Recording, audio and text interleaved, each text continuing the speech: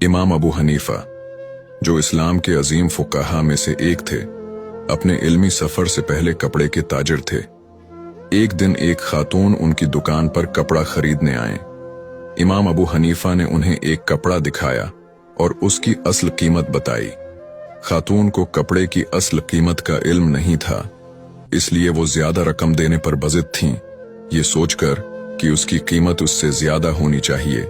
लेकिन इमाम अबू हनीफा ने मौका से फायदा उठाने के बजाय खातून को हकीकत बताई और इजाफी रकम लेने से इनकार कर दिया। खातून उनकी ईमानदारी पर हैरान रह गईं और उनकी सच्चाई की बहुत तारीफ की। किसी ने इमाम अबू हनीफा से पूछा कि जब खातून खुद ज्यादा पैसे देने पर राजी थीं, तो उन्होंने वो क्यों न लिए? आपने फरमाया, हमारा कारोबार सिर्फ नफा कमाने के लिए नहीं बल्कि हलाल रिज्क हासिल करने और ईमानदारी के जरिए अल्लाह की रजा पाने का जरिया है। सबक कारोबार में ईमानदारी जिंदगी में बरकत लाती है। इस्लाम में दियानतदारी और मुनसिफाना तिजारत की तालीम दी गई है।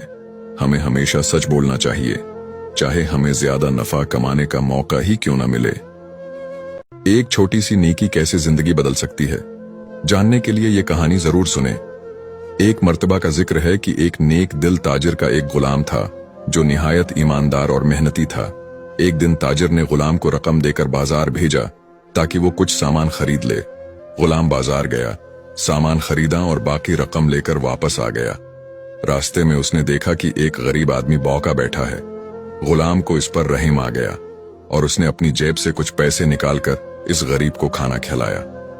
जब वो मालिक के पास पहुंचा तो ताजिर ने उससे पूछा, क्या तुमने तमाम रकम वापस ले आई?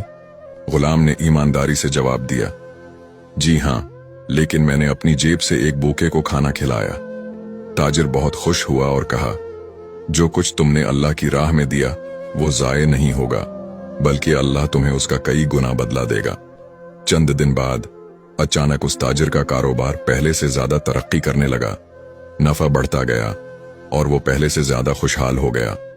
वो समझ गया कि ये सब इस गुलाम की नेकी की बरकत से हुआ है।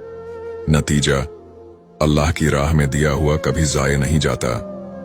जो दूसरों की मदद करता है, अल्लाह उसे दुनिया और आखिरत में बेहतरीन बदला अता फरमाता है।